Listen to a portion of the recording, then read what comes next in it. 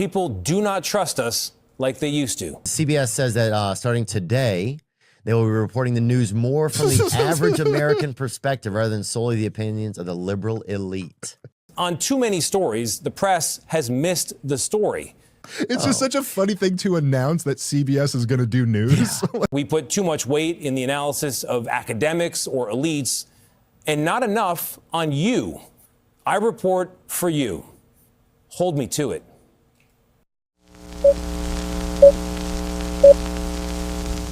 Breaking news. Turn the TV on right now, dude. This is huge. I'm going to be on the news. Whatever it is, it's not right on a teleprompter. All right, let's go over your sources again. I want to hear it. As for the first time ever, a hockey arena becomes a scene of violence. We're going to tell this story. We're going to tell it right. A woman is considered to be in her prime in her 20s and 30s and maybe 40s. Sorry. Fucking thing sucks! The transformation from news into entertainment is disconcerting. 2 of our 4 helicopters were hit, including the one I was in. Thanks, Tom. No one ever gives you the full story. That newscaster. I hate trusting anybody. That bastard newscaster. You can't have a free society without a free press. Get another source. How many fucking sources do you think we've got? That's not Journalism. Welcome into another episode of That's Not Journalism, the only podcast to feature Theo, Von, Dave Smith, and Dotto. That's me. Today, we are talking legacy media letdowns. It appears the sensational slanting of stories only went so far. We will examine how news ratings have plummeted in the 21st century. Tony DeCoppel writes an objectivity check his corporate media bosses can't cash. Meanwhile, media members love other media members unless they break from the party line. Plus, some rants from some folks who think they're way more important than they actually are. As we kick off the fun, be sure to like and subscribe to our YouTube channel. New episodes premiere weekly, and for those who listen on Spotify and other podcast platforms, follow us and then leave a 5-star review and tell us how hypocritical, biased, and stupid we are. Now, to the sound on tape, the sought at hand for today. CBS Evening News host Tony DeCoppel taking time to take the mic and leave a classic newscaster rant. I'm so important. When I say it, people will listen. This is from his first show during the first week of January of this year. The headline, Tony DeCoppel, don't trust me, make me earn it. Let me do that again. Don't trust me, make me earn it. Don't trust me, make me earn it. Yeah. The accompanying article is this little op-ed he's doing as he takes the throne. So we have this script available for his test, and that's coming. Here's Homeboy, first week of the year, ready to usher in a new era of capital J journalism. Changed since the first person sat in this chair, but for me, the biggest difference is people do not trust us like they used to. And it's not just us, it's all of legacy media. And I get it. I get it because I've been hearing about it from just about everybody for more than 20 years as I've traveled America on this assignment or that. My mom's neighbors in West Virginia, my own neighbors in New York City, thousands and thousands of conversations in between. He adds more specifics to the conversations that he claims he had. All right, the point he's referring to is the ongoing slant to the left from mainstream corporate media and the fact that people have stopped watching. Nowadays, if you turn on the news for facts, you ain't getting them without a little bullshit sprinkled in. Here's a look at available evening news ratings over the last 45 years. So the Cronkite era, we're talking about CBS, ABC, and NBC, as Fox was not competing with evening news. Didn't exist for some portion, but also it just doesn't compete with an evening newscast. So you can see here in 1980, CBS led for much of this period, the evening news averaging 15.9 rating points in 1980. Look out your window. Look to the left. Look to the right. Look across the street. One of you was watching the evening news in 1980. Now fewer than 1 in 14 are watching. So maybe one person in your neighborhood. And not to mention the last 10 years. CBS Evening News going from 11 million being cut more than in half to 4.5 million. NBC cut in half. ABC, same sort of thing. Now that number, in my opinion, happens to coincide with the news slant to the left. You had a whole bunch of people make money in the 80s and a whole bunch of people who didn't. And corporations knew their haters were going to be sitting at home watching TV and not making money. And by slant to the left, this is what I mean. Here's more, Tony. The point is, on too many stories, the press has missed the story because we've taken into account the perspective of advocates and not the average American. Or we put too much weight in the analysis of academics or elites and not enough on you. He's admitting to what spawned this very podcast. Media charged to find the truth and report the facts has let down the average American. May not be perfect, but it's still the best government we have. For now. We'll continue to point it out here. Half the country voted for Trump, half the country votes red, or at least they don't vote blue. But for some reason, news outlets, networks, and late-night hosts have pretended that faction of viewers doesn't exist. 1 in 2 people don't believe the government should have an obnoxious amount of money, and that's warrant enough to shun them, according to corporate media. By the way, this Tony TED Talk is getting plenty of reaction across the web, TV, and even podcasts. Comedian and commentator Dave Smith from Legion of Skanks joined comedian and podcaster Theo Von on his podcast back in January. They talk about the legacy of legacy media.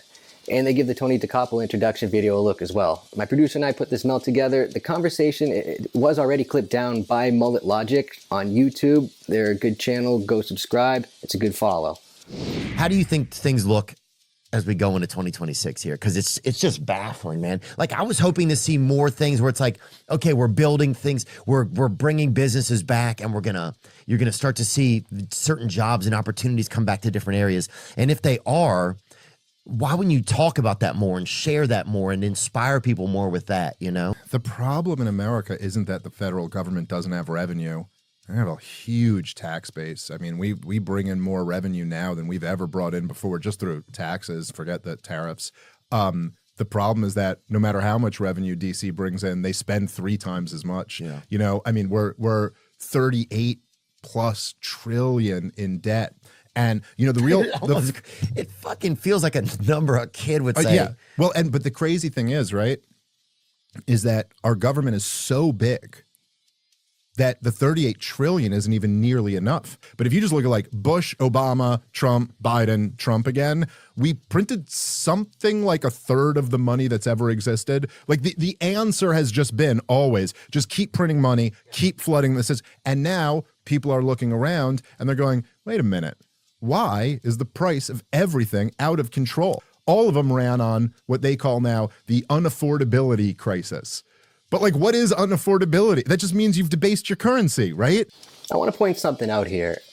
I mean, do media outlets, do local stations know this is how people feel now? Do they know this is an exponentially growing number of people since the pandemic? Because they sure don't cater their news coverage to this type of viewer. The answer is we got to stop debasing our currency. Like, the solution would be a gold standard or something where you don't just print money out of thin air. But the problem with that is that you can't really be a world empire and do that. And so in a weird way, you really do have to, I mean, you can't be a giant welfare state either, but you kind of have to make a choice between like Donald Trump siding with the war hawks at every turn or Donald Trump siding with the American people and not debasing their currency anymore. But he doesn't want to do that. In fact, he wants quite the opposite. He wants the Fed chairman to lower interest rates. He wants more money to be lent, more money to be printed, because that he assesses that that'll be good in the short term and help him win the midterm elections. Yeah. You just can't tax your way into prosperity. Yeah, we'll put a tax on ball caps or whatever, on butterscotches or whatever. Because real people got to pay those taxes too. It's like, how much more can we take? We're also gotten too comfortable. It's hard to, when you're like, but you know, we got Netflix, we got this. There's enough food in the cupboard. Yeah, when you're comfortable, yeah, that's right. People aren't gonna, no comfortable country ever leads a revolution, you know? And they haven't gotten to the Tony bite yet. Here it is, finally, plus some reaction. The whole corporate media, what used to be called the mainstream media, which seems like a ridiculous title for them now, because like they're not the mainstream at all. But they kind of had to admit it was over. Like if there was see a CBS clip. Yeah. Where like, which is crazy that it's the first one. It's you're the first one who mustered up the thought, the courage. Here, play it. Yeah, and they sent really this white guy to do it too. And this is CBS says that starting today, they will be reporting the news more from the average American perspective rather than solely the opinions of the liberal elite. It's just such a funny thing to announce that CBS is going to do news. You're like, hey guys, we're going to try something new here. All right, and this is a crazy thought. I had a crazy thought. We were workshopping this for a little while. What if we reported the news and not through an angle that always protects, Goldman Sachs? Yeah. Maybe we'll do it through an angle that's like for you. Yeah. Is that crazy? It just seems so ridiculous. Yeah. Maybe 50 years ago, maybe, but not today. Well, right. And then just like, as he just casually mentions, like, or lockdowns. It's like, oh yeah. Like when they turned our country into a totalitarian state, remember they did that for a year plus, and you guys did what? Wait, you're sitting here, you're the journalist. You have this role as the media, and you always talk about how important this role is, right? And then they lock down the country. And you decided in that moment, here's what we'll do. We'll demonize anybody who's skeptical of this. We'll call you names. We'll shame Americans for demanding some degree of basic liberty. Again, these two aren't on the fringes of society about how they feel. Most people feel this way now. It just so happens the real-life fringe lunatics control what's being written. Are you stupid? Are you a stupid person? We're going to have an example of that coming up in just a sec. Thanks again to Mullet Logic on YouTube. They got a whole 13-minute clip. Check it out and subscribe. Okay, let's go back to Tony and get his promise to viewers as we prepare to check back in and see if he's keeping it.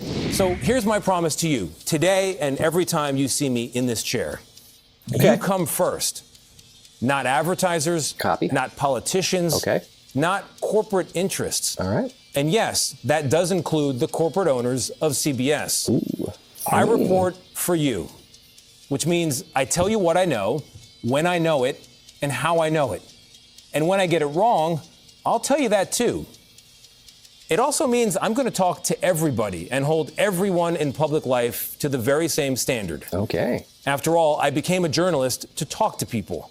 I love talking to people about what works in this country, what doesn't, and not only what should change, but the good ideas that should never change. I think telling the truth is one of them.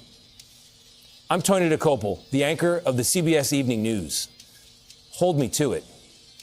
And we will, Tony, in just a minute. But first, we mentioned how some fringe lunatics control the news narrative and how they only speak to fellow loons when presenting their stories.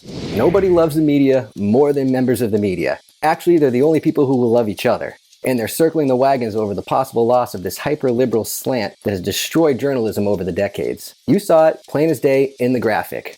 Okay, Yahoo is such a fucking mess of a website and just a joke of a page. It looks like Homer's webpage, Mr. X. It's a disaster, so bear with me here on how we kind of scroll through all of this garbage. This one is called Stephen Colbert Mocks MAGA-Coded CBS Colleagues Trump Interview. And it's by Michael Boyle. What the fuck does MAGA coded mean? Does it refer presenting news to the average American from their point of view for once? Is that what they're talking about? For real, I'm asking. This is how the average American is treated in newsrooms, like idiots. They're spoken about like fucking morons. Bad-mouthing all day long. Let's take a look. Boyle writes, Stephen Colbert wasn't impressed with CBS Evening News host Tony DeCopel's Tuesday interview with President Trump. Who gives a fuck? In his monologue Wednesday, Colbert explained that DeCopel spoke with Trump during his trip to Detroit, with the interview taking place in an active assembly line. They're in the line, or? Okay. Hope they didn't get crushed. They covered pressing topics like the economy, Minnesota, and Iran, Colbert said. He quickly clarified, I think because the whole thing sounded like this. Colbert showed a clip from the interview in which the background noise nearly drowned out what both Trump and DeCopel were saying. Let's watch this segment ripe with mocking hilarity, according to Mikey B. That's called a citation, Michael. I'm reporting it, not deciding it for the reader. And Iran, I think, because the whole thing sounded like this. Mr. President, thank you very much for doing this. We really appreciate it. We're standing here on an active Ford assembly line, a little bit loud, incredible symbol of American manufacturing power. What? I can't hear you! You're standing on an active Ford assembly line! Why are you doing that? Was Niagara Falls booked? There hasn't been a presidential interview. Oh, really? Oh, that's nice. They gave him a standing ovation. Even Colbert's surprised by how his shitty jokes hit. By the way, that's most likely caused by a stage director. They are a high-energy person telling you when to laugh and cheer and all that stuff. I am not kidding if you've ever been to a live taping. And that's what Colbert came up with, I guess, for his jokes. No wonder why he's getting canceled. Now, I'm here to mock TV newscasters, and I could hear the Q&A just fine. Let's see if he can do any better, especially if Trump gives a hilarious answer like he does here, the clown answer. Is there anything that limits your power, your movement, your action here other than your own morality? Well, I talk about morality. I'm a moral person. I don't like seeing death. Slow down there, Nelson Mandela. Give us mere mortals a moment to catch up with your brave opposition to death. I'm sorry, sir. I interrupted you while you were channeling Gandhi. Go on. So, yeah, it's limited by my morality, and I have a very high grade of morality, so therefore it's limited. I've never heard morality described that way before. It's available in very small quantities because it's so high grade. Look, I'll tell you, I can't give you much because I'm dealing some primo, uncut, blue flake morality here. It's none of that street stepped-on ethics they cut with baby formula, no, okay? All you need is a little bump in the men's room and you'll be handcuffing yourself to a sequoia. That's not funny! I never saw a mock Biden like this, and we all saw that debate. Again, way to alienate half of your potential advertising reach, late show producers. What's to gain? Further protection in your echo chamber? We saw what's to lose. Millions upon millions of viewers. We read on from this Colbert fanboy. Colbert's criticism of the interview comes after weeks of backlash to DeCoppel's run as the new CBS Evening News host. According to whom? DeCoppel had been best known for his stunningly combative interview with author Ta-Nehisi Coates in September 2024, was controversially hired to host the evening news by new CBS editor-in-chief Barry Weiss. Weiss's goal was to reportedly make the network more MAGA-friendly. More MAGA-friendly. Alrighty. Well, we will check on that link out in just a minute. DeCoppel, who had been best known for his stunningly combative interview. Believe it or not, had been isn't exactly correct English, like when folks say due to. You should be saying because of in most instances. Had been should say is. But they're insinuating that he's known as the host of CBS Evening News now instead of this interview of this person, Coates, apparently. So even the English language is encouraging you not to add contextual bullshit. Besides, I always thought DeCoppel was a part of CBS Mornings. I thought that's where he'd be most known by people. Why would a newscaster be well known for interviewing an author? Well known to Boyle and his lunatic ilk is what he means. I'm a little better than everyone else here. Check out that interview and make up your own mind, like a journalist should have told you to do in their writing. Colbert himself is a CBS employee, although CBS canceled his show in July 2025. His final episode ever is slated for May 2026. Why is it being canceled? Huh? I guess Michael didn't want to put it in his story. He ran out of page room on the never-ending internet websites. The link's out. That's not the one we're about to follow, though. CBS Blindside, Stephen Colbert is the link out from that news, adding the context he refused to add context to, hoping maybe you're driving and listening to news articles. Therefore, you can never click out on this context. I read it. It hardly alludes to why Colbert was fired. It's essentially another hit piece, not really worth the read, but go ahead. Because Stephen was costing the company millions and millions and millions of dollars a year lost, gone. And as I just pointed out, his national show was only meant for half of the available audience anyway. Fucking thing sucks! Okay, back to the bad English paragraph. Let's link out of this reportedly shit. 2. TV staffers, again, apologies for fucking Yahoo. TV staffers mock new evening anchor's job as toilet seat. Okay. We'll explain how staffers' sources work, especially in this day and age of journalism. This is from December of late last year, December 9th. It's by Victoria Guccia. What the fuck is Victoria? I'm Victoria, but like a Wiccan. This weird piece comes from the Daily Beast. Jesus Christ. Internet journalism undoubtedly fast-tracked the lack of trust in today's news media, the whole impetus of this episode. Oh my god, from Yahoo to Deadspin to Huffington Post to the Drudge Report to this horse shit. They are fucking lazy morons who have no idea how to report a story, and even worse, they masquerade as superior arbiters of truth. That tone. At least Barstool and the Babylon Bee, sites like that, they say they're dicking around. Let's read this shit. An opinion piece that speaks to no one is what I like to call an op-ed. Oh, sorry. Cheese, sorry. Oh, is where we say oh. Congrats to Wikipedia here for being this episode's op-ed contributor to the TNJ podcast. And I can say without hyperbole that this is a million times worse. CBS has ended its search for an anchor to fill the CBS Evening News chair once held by Walter Cronkite, but has failed to please all its staff with a choice. Oh my god, it's the staff buying all the ads and giving the viewership to sell those ads. I knew it! Oh, wait, no, it's not. The network's MAGA Curious editor-in-chief Barry Weiss, again, MAGA Curious, we pointed out what real Americans talk about, what real Americans want to hear on the news, and what the types of questions they want asked and answered. DeCoppel, 44, as the new CBS Evening News anchor, Status News was first to report.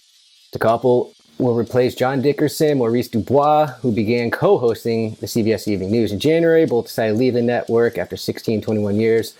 CBS appears to have found a new evening news anchor, but staffers are reportedly unhappy with the choice. A man known for his good hair. Is he known for his good hair, or interviewing an author, or being on the CBS mornings? I don't know. So here's this anonymous staffer. It's an insult to the storied news giant who came before him, a CBS News reporter told The Independent, referring to Cronkite and Dan Rather, of whom the news show consolidated its position as the most popular evening newscast 40 plus years ago. The Daily Beast has reached out to DeCoppel of CBS News and Weiss's representative for comment, but has not received an immediate response. No shit, who the fuck would talk to you? Speaking to The Independent, one staffer called the new host a mediocre straight white man. Racist. While another was amazed that Weiss had the full power of CBS News, including its deep pockets, entirely in her hands, but was only able to come up with DeCoppel as a replacement. Women looking out for women. You are in a bubble. You are in an echo chamber. Weiss allegedly had her eyes set on Fox News star Brett Baer for the position, but reportedly had trouble securing him as his contract with Fox News was extended through 2028. She also reportedly approached Fox News anchor Dana Perino and CNN's Anderson Cooper for the role, both of whom have signed contract extensions with their respective networks.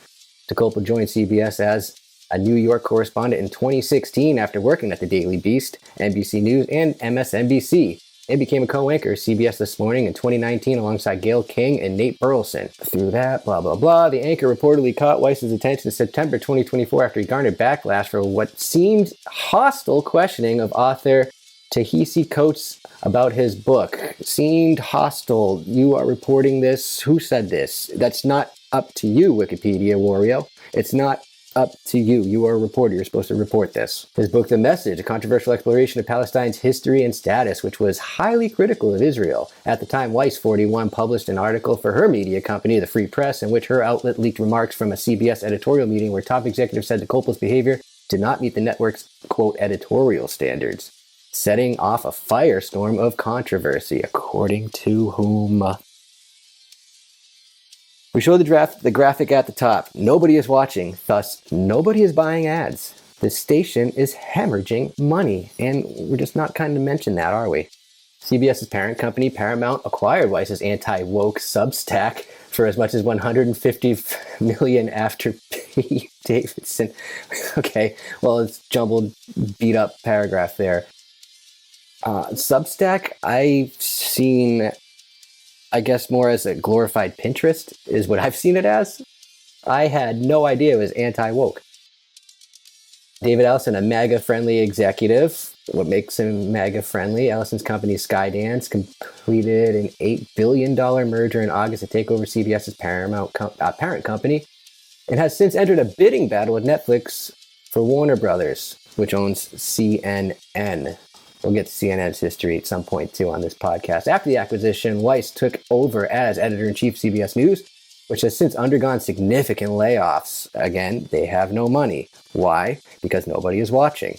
Thus, nobody is buying ads. He's clearly been rewarded the Evening News throne, a reporter told, so this is a third, I think, inside source. It all sounds like the same person speaking, to be honest. Because I am. The Independent about DeCoppel's new position is set to begin in January, although some might argue it's more a toilet seat now, the staffer added. Oh man, let's put that in the headline. Okay, well, we finally made it through. Holy God. So obviously that wasn't journalism. It was quite the hit piece, a hatchet job. Most likely formulated by one upset employee who got to be referred to as multiple sources. We saw 3 different references to what sounded like the same person speaking, same cadence and sort of, shit. Victoria, the author, she doesn't care. She had an agenda, she gave her opinion on all of this, and sprinkled in her one source where she needed it. I'll say it again, the only people who care about media members are fellow media members. But apparently that's not the case if they ain't towing the party line. That's the Democrat Party, if you're wondering. Tony acknowledged the letdown from legacy media, and he made a big promise that we heard earlier in today's program. Can he hold to it? Let's go to Monday, February 16th's evening news. Picking a random one. This one began with the murder-suicide shootings by a trans person of their family members at a senior day hockey game in Rhode Island. A very busy Monday night. The breaking news out of Rhode Island tonight, a mass shooting in the middle of a high school hockey game. The players skate on at first, as you can see in this video, then rush for cover as they realize what's happening. At least 5 people hit, 3 dead at this hour, including the shooter. Let's get right to Louisa Moeller of CBS Boston, who's made it to the scene for us. Louisa, good evening. What can you tell us? Well, Tony, the stands were crowded with people gathered here to just enjoy a mid-afternoon game on a holiday between 2 local high school hockey teams. And then that joy was shattered in just seconds. Cell phone video captured the moment gunshots rang out during a high school boys hockey game in Pawtucket, Rhode Island. That's not a cell phone camera, that's a rink camera. Easy question to ask the crowd of hockey people around you. A lot of people there to talk to in that B-roll, it looks like. We have shots fired, multiple people down. People in the stands bolted for the exits as hockey players can be seen scrambling to get off the ice. Goalie Olin Lawrence was playing when the shooting began. I heard a couple gunshots go off. I thought it was balloons at first. It was loud, and then it kept going on. Multiple agencies responded within minutes to find 1 person dead and 4 others injured. First responders could be seen carrying the wounded on stretchers to nearby ambulances. We learned that getting the answers you can, a couple press conferences. An athlete was being questions there, student. Here is the chief of police from that Rhode Island city. In the one day since, we learned who this supposed gunman is via Fox News. Social media profiles, they say he also went by Roberta, so Roberta Dorgan, and sources tell Fox he was dressed in women's clothing when he showed up to his son's hockey game yesterday afternoon. These pictures you're looking at are from months ago, Bill, but witnesses and people we've talked to who were at this hockey game say that this was something that happened pretty often where he would show up in women's clothing. So according to documents obtained by our affiliate WPRI, Dorgan had a history of family disputes. So let's get into them. Some involving conflict over his gender identity because he had gender reassignment surgery back in 2020. So WPRI reports that in these court documents, his trans identity led to the divorce with his ex-wife, reportedly detailing, she said, that he had narcissistic and personality disorder traits along with the transition. So his social media profile's under investigation. I want to point this out. Just one day before he opened fire, he was defending trans Congresswoman Sarah McBride. He wrote this in part on X: "Keep bashing us, but do not wonder why we go berserk." So they're looking into all of these things on social media. As investigators say, it was a targeted attack. That's one thing they know for sure. Sources telling Fox it was a dispute within this family that led to the tragedy. So the gunman shows up, kills his ex-wife and one of his own kids at the hockey game. Police say 3 others are in the hospital fighting for their lives. And there really could have been more people that were killed, but a good Samaritan stepped in and tried to take this gunman down. I also heard some podcasts say he was not invited to the senior day, and that might have been motive for the attack at the arena. What I heard, or what I listened to, local podcasts in that Eastern New England area. So the majority of this news all unfolding within the last 24, 30 hours of the tragedy. So that reporter gave you what she could originally from that day, but here's all this new information that has come in. So CBS has had time to gather it. Will they lead with it again? They led with Savannah Guthrie's missing elderly mother multiple times the week before this. Here's Tuesday's follow-up. Thank you very much for joining us on a very busy Tuesday night. We begin with breaking news out of Colorado, a massive, deadly crash along Interstate 25 in that state. You can see some of the wreckage here along what is a major artery through those Front Range states just east of the Rocky Mountains. Okay. At least 4 dead at this hour, almost 30 hospitalized. The crash involved a half dozen semi-trucks and dozens of passenger vehicles. And about the cause, police say dust and high wind may have created near brownout conditions right around the time of the crash. And that is just one of several weather threats our chief correspondent, Matt Gutman, is tracking all across the West. A blinding dust storm today being blamed for that massive multi-car pileup on Interstate 25 that left 4 people dead. They're working on triaging everybody else. Couldn't drive in the storm, and then we'll killed see how multiple many people. we have. That's the story. 29 people were taken to area hospitals. It was so thick where you could not see in front of yourself. Ferocious 77-mile-per-hour winds kicked up so much dirt, they created what officials called a near brownout, causing several semis and more than 24 passenger vehicles to smash into each other in that 30-car pileup. I call it browning out. Okay, so they live with weather and a road tragedy they decided was caused by weather.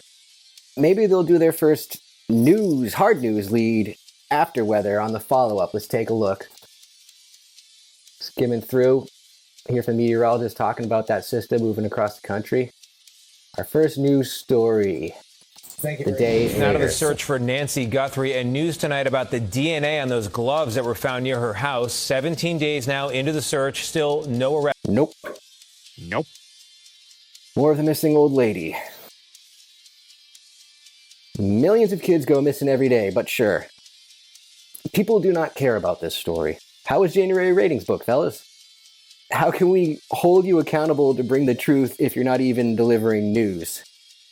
All right, hopefully they close out the first block, maybe with the follow-up on that news we just heard from Fox. Skimming. Jesse Jackson. Yeah, really brought everybody together.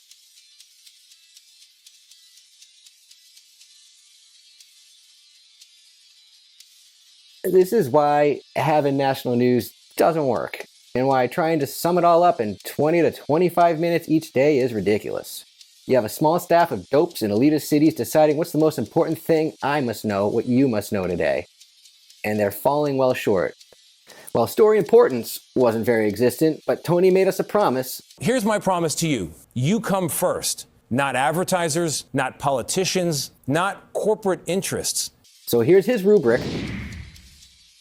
Let's see how they're doing. Let's go to a random story, how about?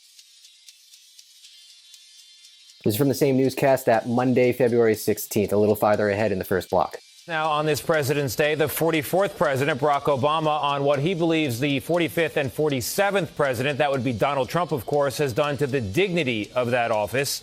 The comments are the first that Obama has made since President Trump reposted a video of him and the former First Lady as dancing apes.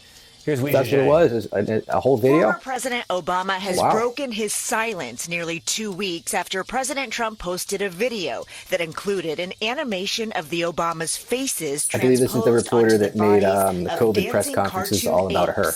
The majority of the American people find this behavior deeply troubling. On a weekend podcast, he said those in the White House appear less disturbed. There doesn't seem to be any shame about this. Why was he in there? How was he able to get that?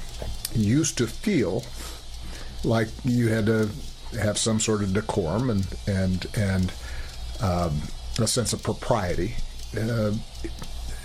and respect for the office. Biden had a trans woman man shaking bare titties on the front lawn. The racist post came from Press Secretary Caroline Leavitt, who said, "Please stop the fake outrage." But after a flurry of Republican leaders spoke out against the post, the White House blamed a staffer and removed it. Have you fired or disciplined that staffer who posted the video from your account that included the Obamas? No, I haven't. That was a video on, as you know, voter fraud.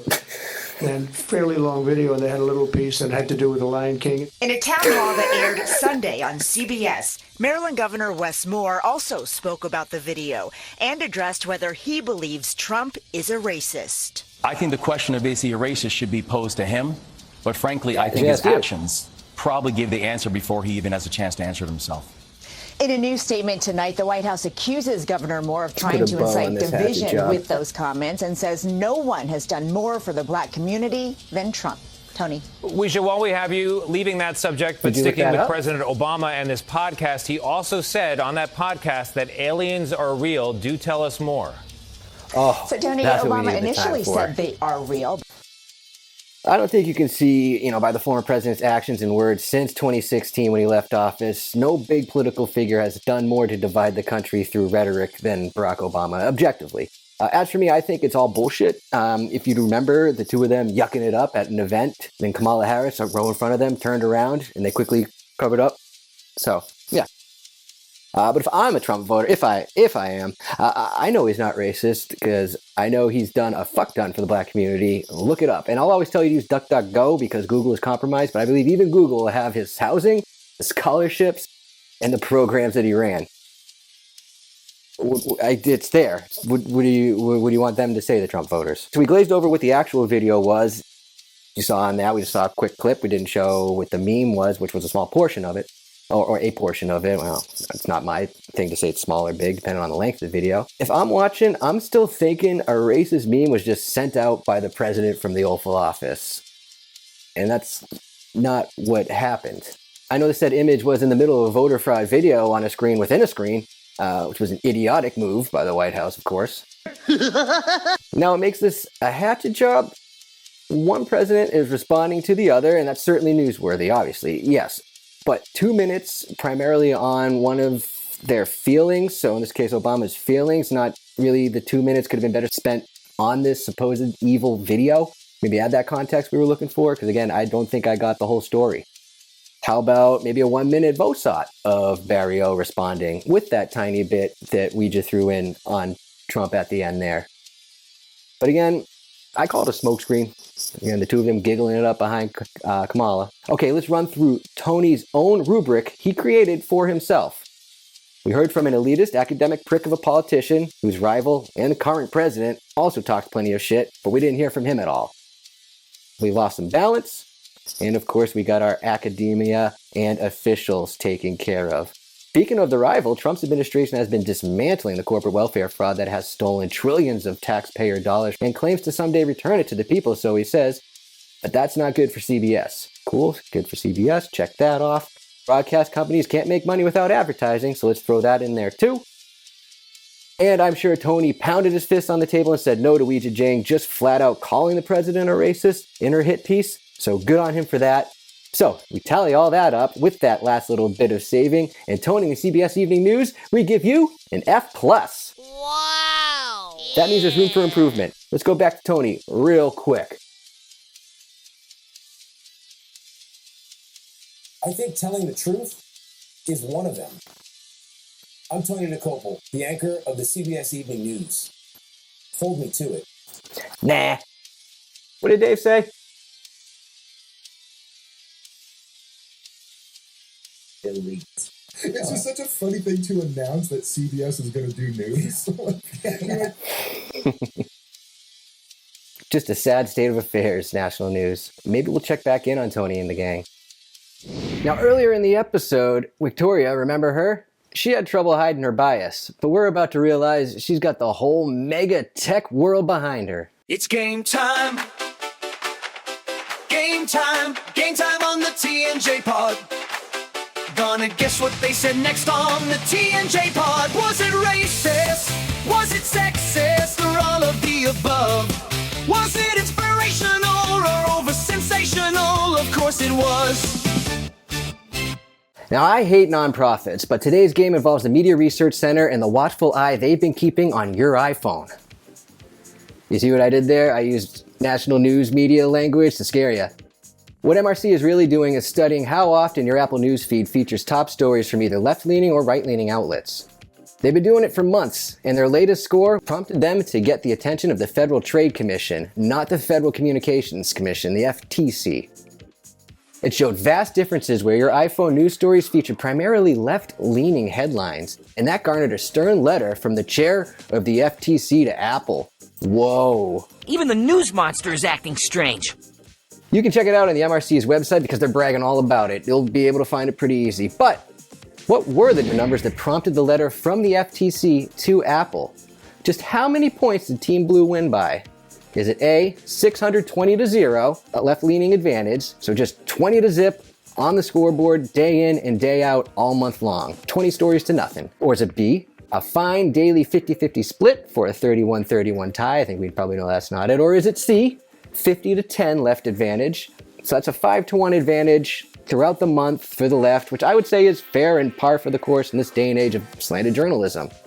And our answer is right after this. Next, you can't handle the tease. Coming up next. You tease me. Coming up next. Next week, we're talking tariffs.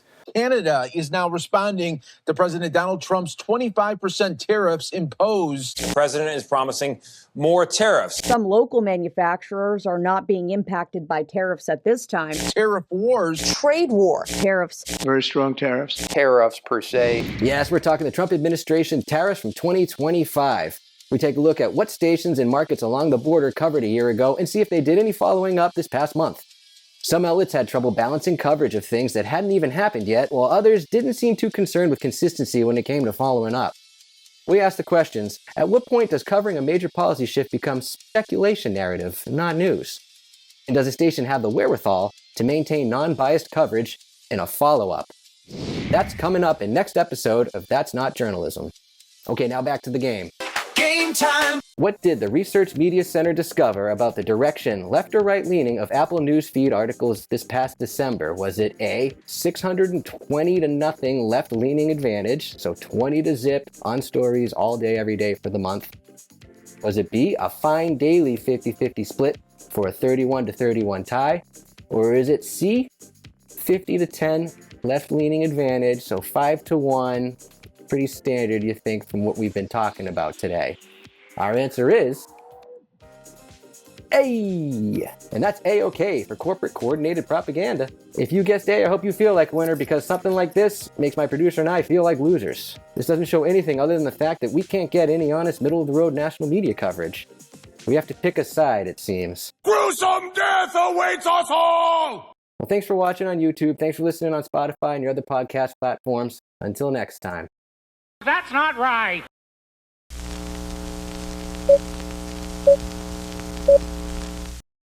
I'll show myself out until we meet again. Good night. Have you ever felt like an ad had intelligence? Pay attention to me. I'm trying to ruin you. The bus isn't going to run unless I get confirmation from your side.